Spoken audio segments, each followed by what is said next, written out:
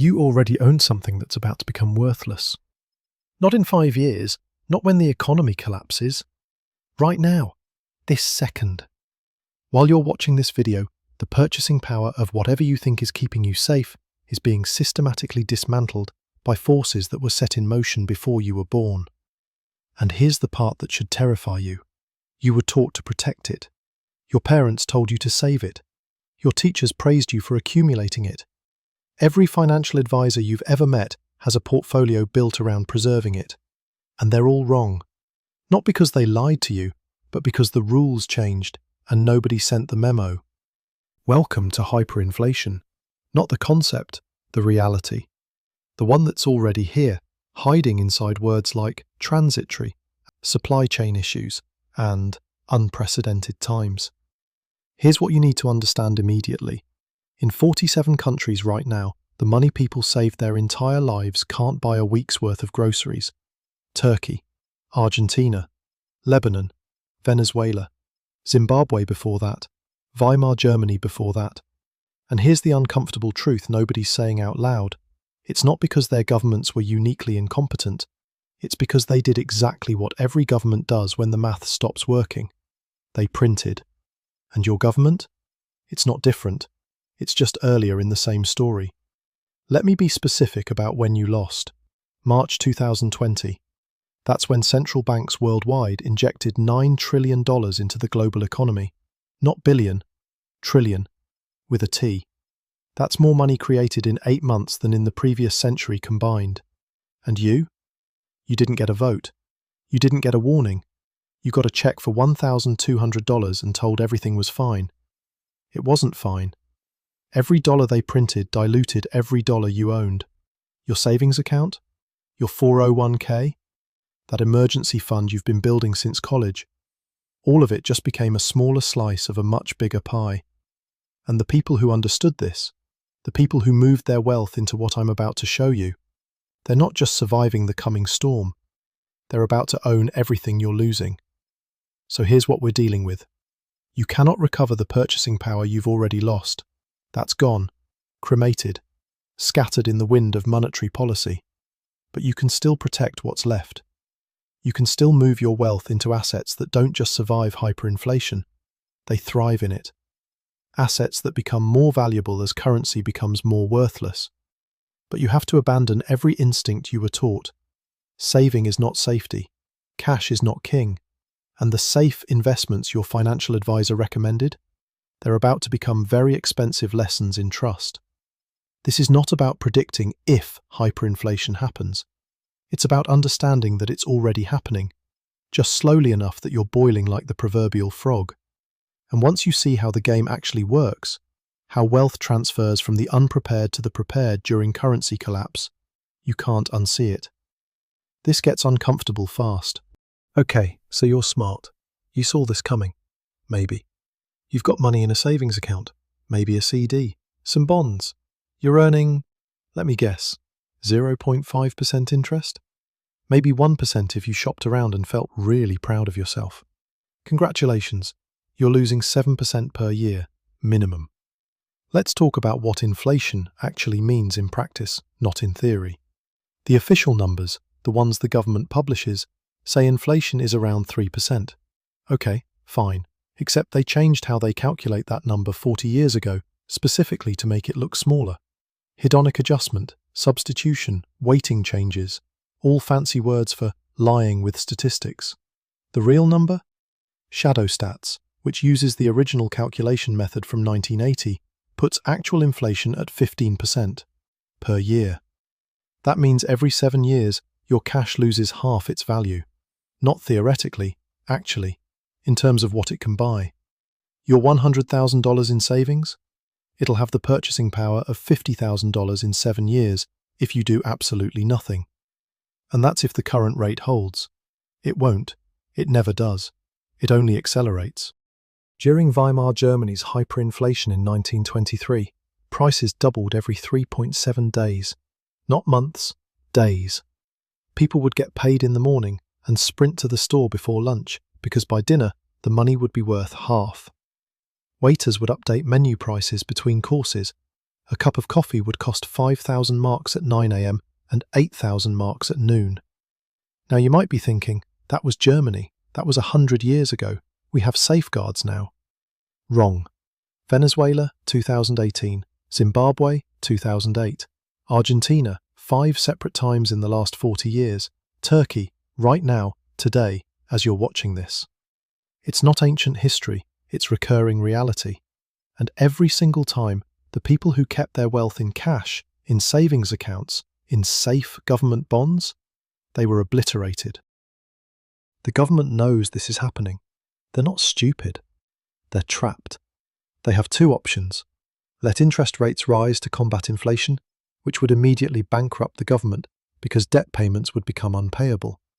Or keep rates artificially low, print more money to service existing debt, and let inflation devour the savings of everyone who trusted the system. Guess which one they choose? Every single time? The one where you pay. Because here's the thing about government debt. It's denominated in the currency the government prints. If they owe $31 trillion and they can just create dollars out of thin air, they're not going to default. They're going to inflate. They're going to print until the debt becomes mathematically manageable, even if it means your $1 can only buy what a quarter could buy before. It's not a conspiracy. It's just incentives. And you're on the wrong side of them. But wait, it gets worse. Because you can't even see it happening in real time. You go to the grocery store and milk costs 30 cents more. Must be supply chain issues. Rent goes up $200. Must be the market. Your electric bill doubles. Must be the energy crisis. And you never add it all up. You never realize that it's not dozens of unrelated problems. It's one problem. And that problem is that your money is dying. So if cash is death, if savings accounts are slow-motion suicide, if bonds are just slightly fancier cash, where do you put your wealth? What actually survives? Better yet, what actually grows when currency collapses? I'm going to show you 7 assets that don't just survive hyperinflation, they become exponentially more valuable precisely because everything else is falling apart. But first, we need to talk about the 3 assets everyone thinks will save them that absolutely will not. Now here's where the math gets insulting. Because most people, when they realize cash is burning, they don't sit still. They're not stupid. They move their money into what they've been told are real assets. Things that have intrinsic value. Things that hold wealth across time. And they choose wrong. Catastrophically wrong. Not because these assets are bad in normal times, but because hyperinflation isn't normal times, and the rules that work in a functional economy become death traps when currency collapses. Deadly asset number 1. Real estate, the immobile trap. Real estate always goes up. No, it doesn't. And during hyperinflation, it becomes a liability so spectacular that people literally abandon properties to escape them. Let's look at the blood on the balance sheet. Weimar Germany, 1923. Property values in marks went up 1,000%. Sounds great, right? Except inflation went up 1 billion%. So in real terms, in terms of what your property could actually buy, real estate lost 99.9999% of its value. But here's where it gets interesting. Even if your property technically holds value, you can't eat it. You can't pay for food with a square foot of your living room. Real estate is illiquid, meaning when you need to convert it to something useful, you're at the mercy of whoever has liquid assets. And in hyperinflation, the only people with liquid assets are the people who moved their wealth into what I'm about to show you. They'll buy your property for pennies on the dollar because you're desperate and they're patient. Oh, and one more thing. You still owe property taxes in dollars that are becoming worthless, which means your tax bill in real terms might stay the same, but your ability to pay it collapses. So you either sell at whatever price you can get or the government takes it. Either way, you lose. Deadly asset number 2, the stock market, the illusion of growth. Stocks are ownership in real companies. Companies produce real value. Therefore, stocks are safe. Cool theory. Let me show you where it explodes. During hyperinflation, stock markets often go up in nominal terms. The Dow might 10 times. Your portfolio might show massive gains. You might feel like a genius. right up until you try to buy something with those gains and realize you can't afford a loaf of bread. Zimbabwe Stock Exchange 2008, up 3,500% in local currency terms, down 99% in real terms, because the currency was dying faster than the companies could grow. But wait, it gets worse. When currency collapses, companies can't function, supply chains disintegrate, nobody knows what to charge for anything because prices change hourly, contracts become meaningless because by the time you fulfill them, the payment is worthless. International trade shuts down because nobody wants your currency. So sure, you own shares in a company that can't operate, a company whose products nobody can afford, a company that's firing 70% of its workforce because payroll in real terms is impossible to calculate. And then there's the final insult. Stock markets close. During hyperinflation, governments shut them down temporarily to prevent panic. Venezuela did this, Zimbabwe did this, and when they reopen, if they reopen, the rules have changed. Maybe there's capital controls, maybe you can only withdraw a certain amount, maybe your shares are converted to new currency at government-mandated rates that conveniently rob you of 90% of your value. You don't own stocks, you own permission to own stocks, and permission gets revoked. Deadly asset number 3, gold. The obvious choice that isn't. Now you might be thinking, gold. Gold is the answer. Gold has been money for 5,000 years. Gold doesn't have counterparty risk. Gold is physical, real, scarce. And you'd be half right, which in hyperinflation is the same as being completely wrong. Yes, gold holds value during hyperinflation. It's true. Every historical example confirms this. In Weimar Germany, an ounce of gold could buy roughly the same amount of goods in 1918 as in 1923, even though the mark became toilet paper. So gold works, right? Wrong. Gold preserves wealth. It doesn't create wealth. And here's what nobody tells you. During hyperinflation, preservation is not enough. Because while your gold is sitting there, maintaining its value, other assets are going up 10 times, 50 times, 100 times in real terms. You're not losing, but you're not winning. You're just stuck, holding the same purchasing power you started with, while the people who understood the game are buying your house, your car, your business for fractions of what they're worth. And then there's the practical problem. You can't spend gold. Try walking into a grocery store during a currency crisis with a gold coin and buying milk. They'll look at you like you're insane. Gold requires conversion. You need to find someone willing to buy it, which means you need liquidity in the market, which means you're at the mercy of whatever exchange rate exists, which, during hyperinflation, is whatever benefits them and hurts you. Plus, governments love gold, love to track it, love to confiscate it. Executive Order 6102, Franklin D. Roosevelt, 1933. Made private gold ownership illegal, forced citizens to sell their gold to the government at $20.67 per ounce. Then immediately revalued gold to $35 per ounce. Instant 69% theft, legal, approved, enforced at gunpoint. Think that can't happen now? Think your rights are safe? Ask yourself this. If the government is desperate enough to print trillions of dollars, are they too principled to take your gold? So let's recap your situation. Cash burns, bonds burn slower. Real estate becomes a trap. Stocks become meaningless. Gold keeps you even while everyone else is getting rich or going broke. You're starting to see the problem, right? Everything you were taught to protect your wealth doesn't work. Not because the advice was malicious, but because it was designed for a different game. A game where currency has value, where rules are followed, where governments don't print infinity. That game is over.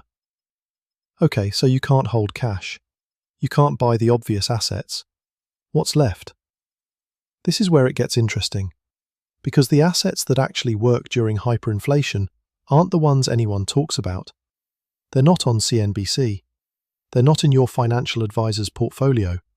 They're not even legal to recommend in some cases. But they work. They've worked every single time currency has collapsed for the last century. And if you understand why they work, you can position yourself to not just survive what's coming, but to thrive in it.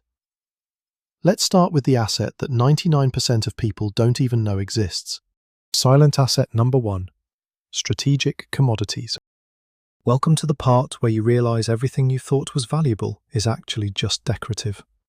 When currency dies, value doesn't disappear, it concentrates. It flows away from abstract representations like paper and pixels and into things humans actually need to survive. Not want, need.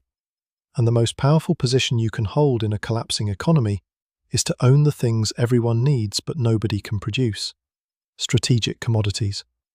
We're not talking about gold or silver or Bitcoin, we're talking about oil, natural gas, wheat, copper, lithium, cobalt, uranium, the physical inputs that make civilization function. You can't build a car without steel, can't power a city without energy, can't feed a population without grain. And when the currency used to buy those things becomes worthless, the things themselves become priceless. Let's look at the numbers. Really look at them. In Venezuela, between 2016 and 2019, the currency collapsed by 99.9998%, effectively infinite inflation. 1 million bolivars couldn't buy a cup of coffee. But oil? Venezuela is sitting on the largest oil reserves on Earth, and the government, desperate for anything of real value, would trade barrels of oil for food, medicine, machinery. Oil became the de facto currency because it had what the bolivar didn't: utility. Or look at the 1970s oil crisis. Not even hyperinflation, just elevated inflation around 10 to 12% per year. Oil went from $3 a barrel to $40 a barrel, a 1,233% increase in less than a decade. Meanwhile, the dollar lost 60% of its purchasing power. If you had $10,000 in cash in 1970, by 1980, you could buy $4,000 worth of goods.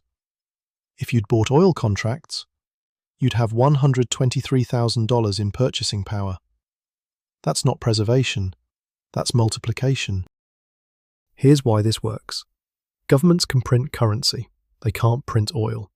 They can manipulate interest rates, they can't manipulate the laws of physics that make copper necessary for electrical systems.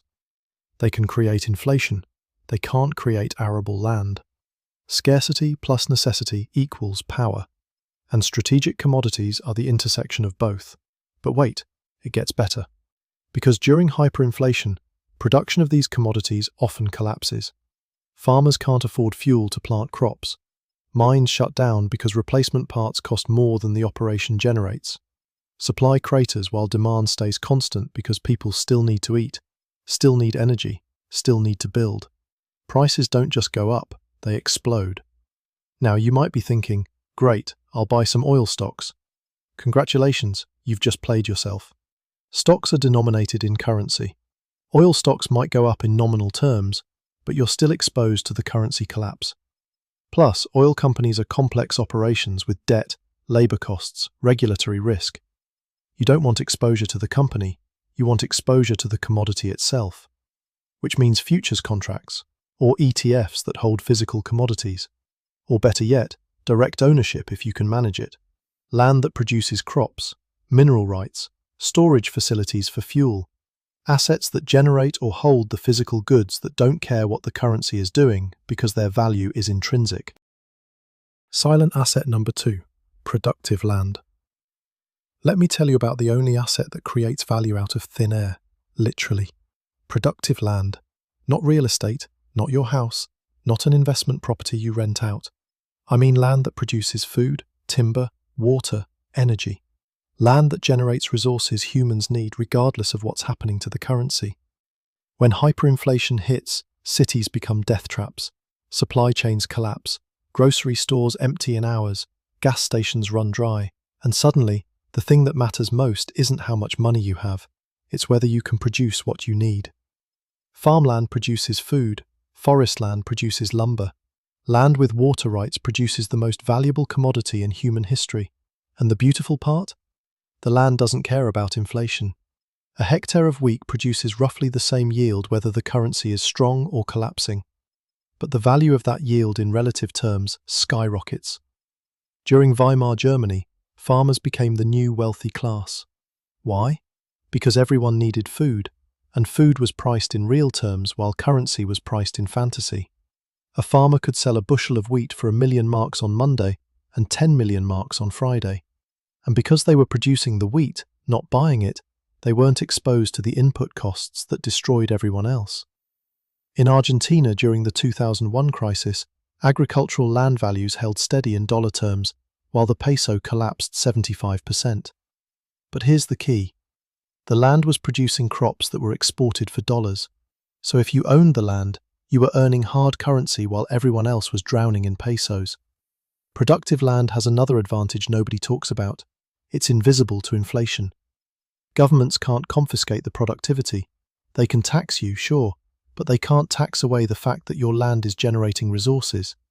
And in a currency collapse, the government doesn't want your land anyway. They want the food it produces, which means you have leverage. You can demand payment in stable currency, or gold, or other resources. You're not desperate, you're essential, and essential has all the power. Now, before you rush out and buy farmland in Kansas, understand this. Productive land requires management. You need to know how to farm, or hire someone who does. You need equipment, seeds, water rights, market access. It's not passive, it's not simple. And there's another problem. Productive land is immobile.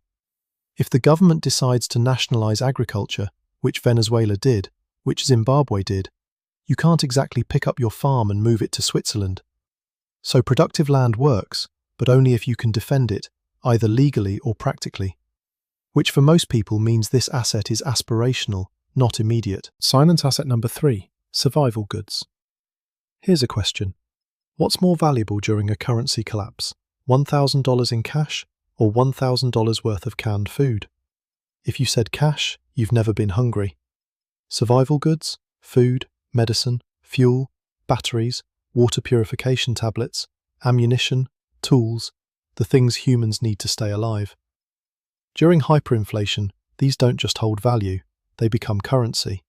In Venezuela right now, today, cigarettes are used as money.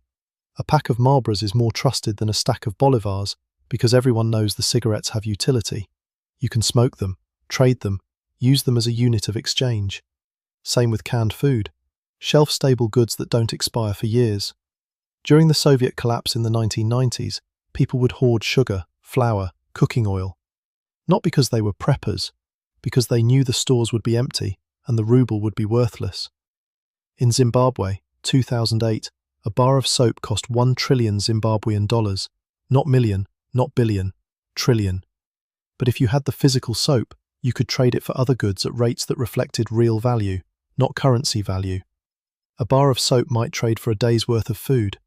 That's not hyperinflation affecting the soap. That's hyperinflation making the soap worth more than the currency. This is the most accessible asset on the list. You don't need capital, you don't need expertise, you need a Costco membership. Buy bulk non-perishables. Rotate through them so nothing expires. And when currency collapses, you have months of runway while everyone else is panicking. But more importantly, you have trade goods. You can exchange a can of beans for labour, for services, for other resources you need. You become a node in the barter economy that emerges when the formal economy fails. Of course, survival goods have a ceiling.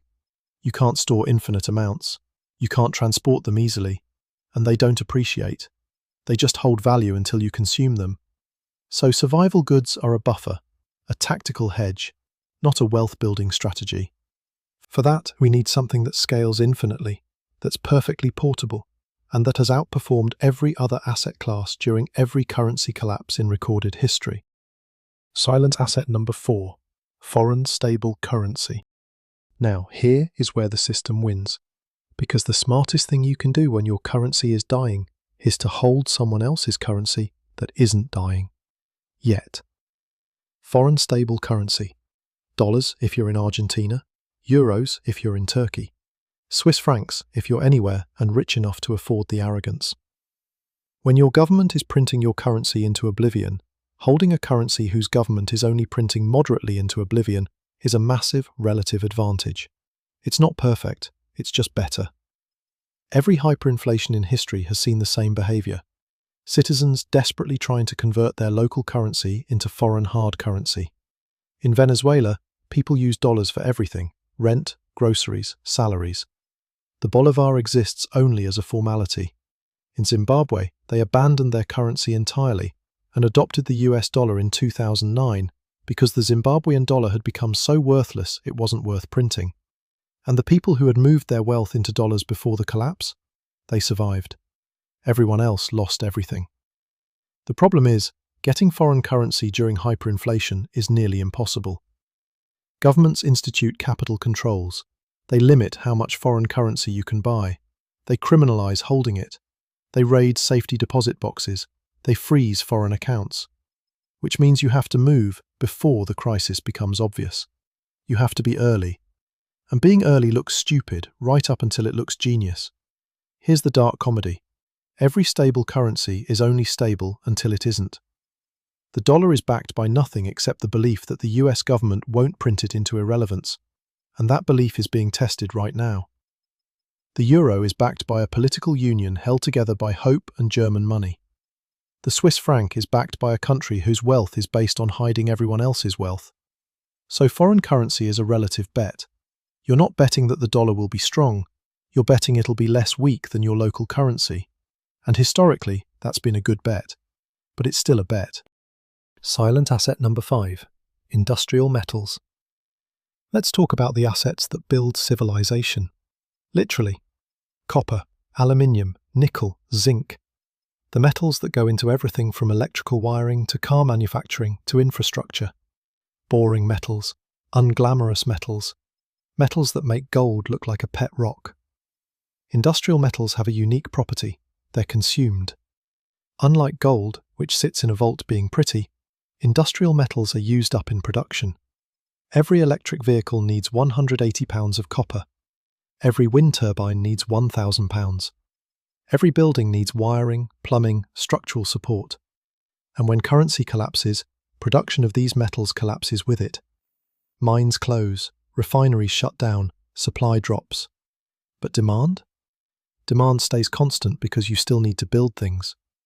During inflationary periods, copper has consistently outperformed currency. In the 1970s, copper went from 50 cents per pound to $1.50 per pound, a 200% increase, while the dollar lost 60% of its value. In real terms, copper tripled in purchasing power. And that's just inflation. In hyperinflation, the numbers get stupid. When production costs in local currency become unpredictable, mines stop operating. Existing stockpiles get hoarded, and prices go parabolic. Of course, you can't exactly store copper bars in your apartment. Industrial metals require storage, security, liquidity, which means you're buying ETFs or futures contracts, which means counterparty risk, which means you're trusting the financial system won't collapse before you can cash out, which might be optimistic. Silent asset number 6. Silver. Okay, so we already talked about why gold is overrated. Now let's talk about why silver is underrated.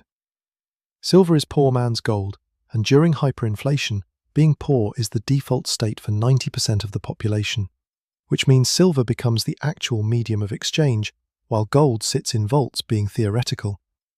Gold is too valuable for daily transactions. You can't buy bread with a gold coin worth $2,000. You'd need to break it down, which is impractical. But silver? A silver coin worth $25? That's groceries. That's gas. That's something you can actually use. In Weimar Germany, silver coins became the default currency for street-level transactions. People would trade silver for food, for labor, for services. Gold was for the wealthy to preserve estates. Silver was for everyone else to survive. Silver also has industrial demand. It's used in electronics, solar panels, medical devices. About 50% of silver production is consumed by industry, which means it has the dual properties of monetary metal and industrial commodity. During hyperinflation, industrial production collapses, but the existing demand for silver as a monetary substitute skyrockets. Supply drops, monetary demand rises, price explodes. Silver is bulky, it's heavy. A $10,000 position in silver weighs about 25 pounds. Try transporting that across a border. Try hiding that from a government raid. Try securing that in an apartment. Gold's advantage is density. Silver's disadvantage is mass. Silent asset number 7. Decentralized digital assets. Welcome to the part where I either sound like a genius or a lunatic, depending on whether you're reading this in 2026 or 2036. Bitcoin, Ethereum, decentralized cryptocurrencies that can't be printed, can't be seized if you hold your own keys, can't be controlled by any single government. Digital scarcity in a world of infinite fiat printing. Every property that makes gold valuable as a hyperinflation hedge, Bitcoin has. Scarcity? 21 million coins maximum, ever. Portability? You can move $1 billion across borders in seconds with a 12-word phrase. Divisibility? 1 Bitcoin can be divided into 100 million satoshis. Try doing that with gold. And unlike gold, Bitcoin can't be confiscated unless you're stupid enough to leave it on an exchange. Hold your own keys?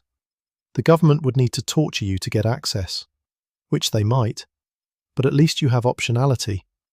In Venezuela, Bitcoin adoption exploded during the currency collapse.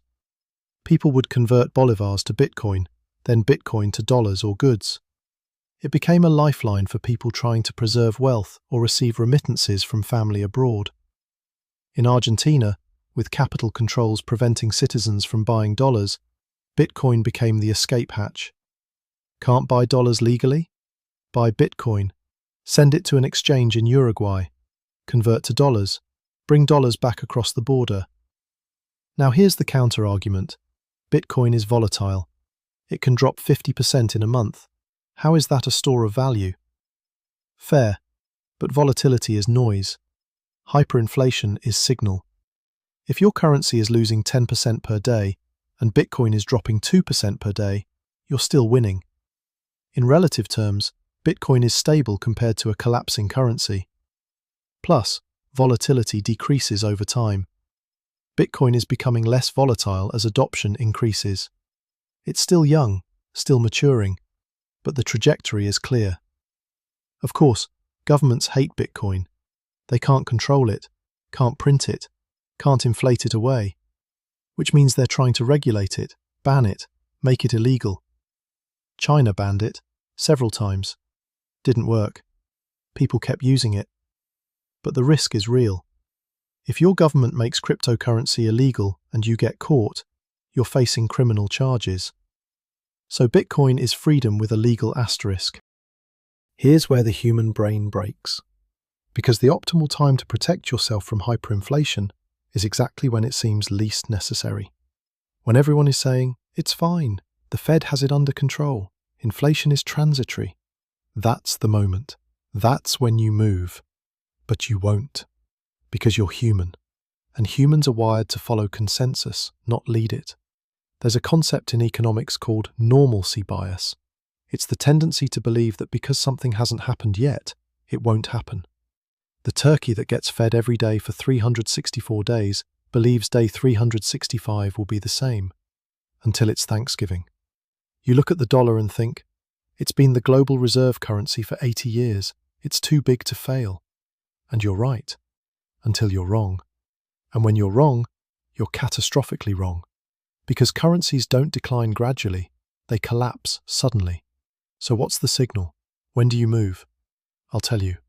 When the government starts talking about new monetary policy frameworks, when they stop saying inflation and start saying reflation, when they start proposing digital currencies, when they start limiting cash transactions, when they start talking about financial inclusion and modern monetary theory. Those are the words that mean we've lost control and we're hoping you don't notice. Every hyperinflation in history was preceded by a period where the government insisted everything was fine. Weimar Germany in 1920, temporary disruption. Zimbabwe in 2006, transitional challenges. Venezuela in 2014, economic warfare by foreign enemies. The pattern is always the same. Deny, dismiss, blame, and then collapse. So here's what you do. You don't wait for confirmation. You don't wait for CNBC to tell you it's happening. You move now. Not all in, but 10%, 20%. Enough that if it happens, you're protected, and if it doesn't, you're diversified. You buy the boring metals. You stockpile the boring goods. You open the foreign currency account. You acquire the digital assets. And you do it quietly.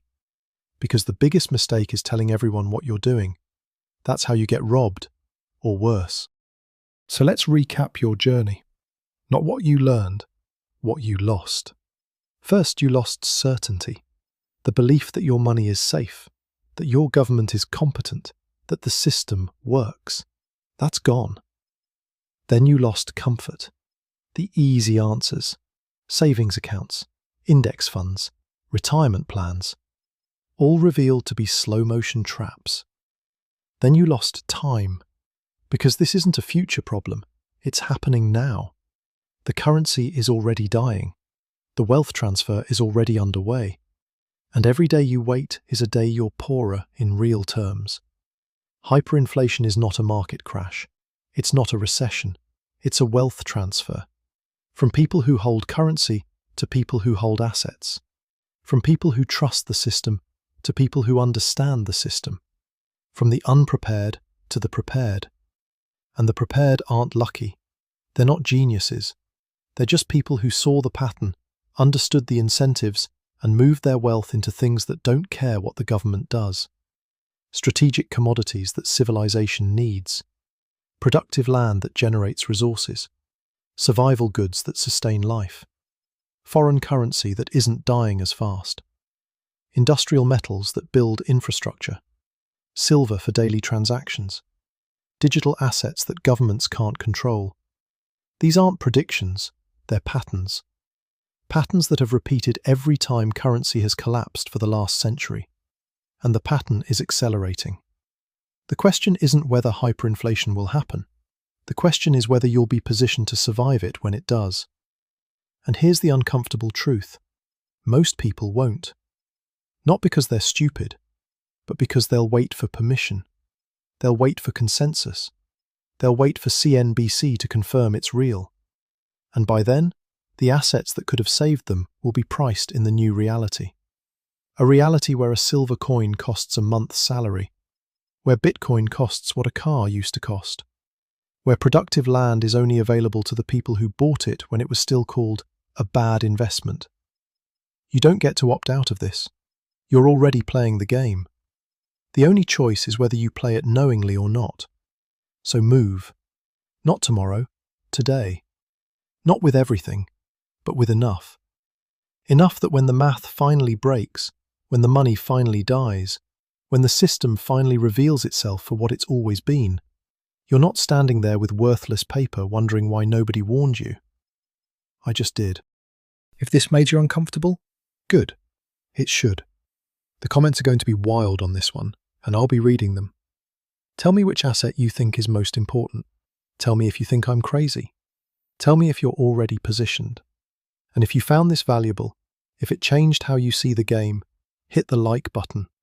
Not for the algorithm, for the people who need to see this before it's too late. Subscribe if you want more uncomfortable truths. I've got plenty. I'll see you in the next one, assuming there is a next one, assuming we all make it that far.